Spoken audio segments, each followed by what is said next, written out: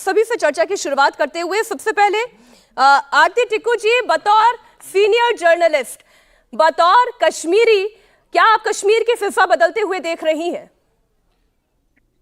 देखिए मीनाक्षी, मैंने कश्मीर पर 24 साल काम किया है और मैं बहुत आश्वासन के साथ ये कह रही हूँ कि पिछले 5 साल में जो कश्मीर का माहौल चेंज हुआ वो ये दर्शाता है, और खास करके जो आज प्रधानमंत्री मोदी जी की रैली आज श्रीनगर में हुई और जिस तादाद में लोग आए, वो ये साबित करता है कि ये जो अलगाववाद की जो राजनीति करने वाले, जो परिवारवाद की जो राजनीतिक पार्टियां हैं, नेशनल कॉन्फ्रेंस, पीडीपी, अब्दुल्ला, ये मुफ्तीज, जिन्होंने 70 साल कश्मीर के लोगों का खून चूसा, जिन्होंने कश्मीर के लोगों को लूटा, जिन्होंने सिर्फ झूठ की राजनीति की और जिन्होंने झूठे वादे किए, उन सब के मुंह पे आज एक बहुत बड़ा तमाचा है। क्योंकि इन्हीं लोगों ने ये कहा था 5 साल पहले, जब प्रधानमंत्री मोदी जी की सरकार ने 370 हटाया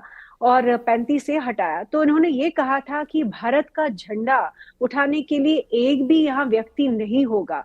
इन्होंने ये कहा था कि यहाँ खून की नदियां बहेंगी। इन्होंने ये कहा था कि भारत का नारा लगाने के लिए कोई नहीं आएगा।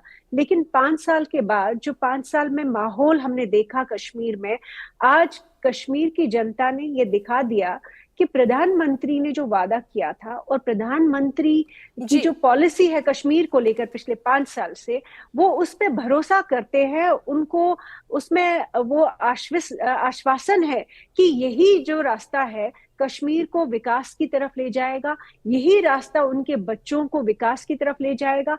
जो फैसिलिटीज, जिस तरह की सुविधाएं श्रीनगर के एलीट के पास थी, आज वो गरीब बच्चों के पास भी हो सकती है। आज वो ये एस्पायर कर सकते हैं कि जो श्रीनगर के जो अमीर और कुछ चंद फैमिलीज और उनके दोस्त और उनकी रिश्तेदार जो है, आज उनके पास भी वो हो सकता है। आज तो उन्होंने आरती जी जम्मू कश्मीर बैंक का भी उदाहरण देते हुए कहा कि किस तरीके से उसे घाटे में ला दिया था, लेकिन अब वो भी एक प्रॉफिट अर्निंग बैंक के तौर पर अब जाने जा रही है। इसका जिक्र आज उन्होंने मंच से किया।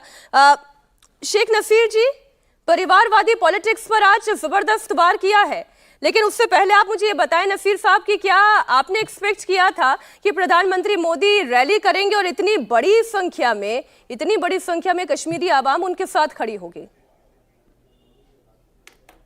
चलिए, शेख नसीर जी से संपर्क अभी हमारा टूट गया है। इफ्रा जान साहब, इफ्रा जान जी, आप क्या कहेंगी? आपने एक्सपेक्ट किया था इतनी बड़ी आवाम प्रधानमंत्री मोदी को सुनने पहुंचेगी?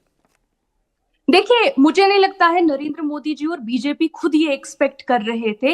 इसी वजह से सरकारी मुलाजमीन जो हैं, उनको शाम को ही मैसेज चला गया था कि सभी सरकारी मुलाजमों को सुबह 5 बजे बख्शी स्टेडियम पहुंचना है। 7,000 सरकारी मुलाजमों की लिस्ट हमारे पास है, जो हमने मीडिया में भी डाली है, जहां प्रॉपर बतौर लिखा गया था कि 7,000 सरकारी मुलाजमों को आना है। और उसके बाद जहां कहीं का भी कोई सरकारी मुलाजमीन था, वो वहां पहुंच गए थे। तो ये जो आप कह रही है ना कि लोग वहां आए थे, बीजेपी को खुद पता है कि वहां सरकारी मुलाजिम आए थे।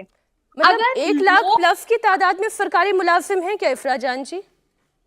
जी बिल्कुल, 1 लाख तो लोग, उन्होंने खुद नहीं कहा 1 लाख आए थे, वो खुद कहते हैं 55,000 आए थे। आपने 55,000 से 1 लाख कैसे बना दिया, मुझे नहीं पता। सारी फोन करके बताया 55,000 आए थे। देखिए ऐसे तो डिबेट नहीं हो पाएगी अगर ये बीच में टोकते रहेंगे। आप जो तो फिगर्स कहां से ला रही हैं? आप दूसरे पे सवाल पूछ रही हैं फिगर्स का, मैं आपसे जानना चाहता हूं आपके सोर्स का है। ठीक है, मैं एक बार इफ्रा जी को सुन ले। मोदीनामा पढ़वाना चाहते हैं, हम उठ जाते हैं। अरे आलोक जी, इफ्रा जी बोल रही है, आप उनके बोलने पे क्यों आपत्ति? 5 लोग आप बीजेपी के पक्ष के बैठ जाते हैं और दूसरे को बोलने नहीं देते हैं आप लोग। अरे किसने बोलने नहीं दिया आलोक जी? अभी तो डिबेट शुरू हुई है, सब अपनी अपनी बात रख रहे हैं और इफ्रा जी बोल रही हैं। जी, पहली बात और दूसरी बात, आंगनबाड़ी वर्कर्स, जी आंगनबाड़ी वर्करों तक को बुलाया गया था, सुबह 5 बजे गाड़ी में बिठा के वहां पहुंचाया गया था कि आंगनबाड़ी का काम में रहना है तो वहां पीएम की रैली में जाना है। वो वीडियोस भी सोशल मीडिया पे वायरल है, उनको पानी तक नहीं दिया गया था। दूसरी बात, आपने इस ओपिनियन पोल की बात की जहां आपने कहा बहुत सारे लोग बीजेपी से खुश हैं। एक डेमोक्रेसी में इस ओपिनियन पोल को इलेक्शन कहते हैं। और आप जानती हैं कि लास्ट इलेक्शन जम्मू और कश्मीर में कब हुए हैं? 2014 में।